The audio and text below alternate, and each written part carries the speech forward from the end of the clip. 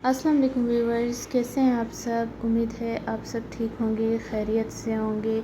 आज की वीडियो आपके लिए कुछ स्पेशल होने वाली है क्योंकि इस वीडियो में आपके लिए बहुत ही स्टाइलिश से प्यारे प्यारे मेहंदी के डिज़ाइन में लेकर आई हूँ। अरबिक स्टाइल के ये डिज़ाइन है। अरबिक स्टाइल की मेहंदी थोड़ी सी मोटी लगती है तो वो बहुत ही प्यारी लगती है। इस तरह के मिनिमल जो डिज़ाइन है वो भी आप इसको कह सकते हैं कि मुख्तसर से डिज़ाइन और बहुत ही प्यारे हाथ पे दिखते हैं।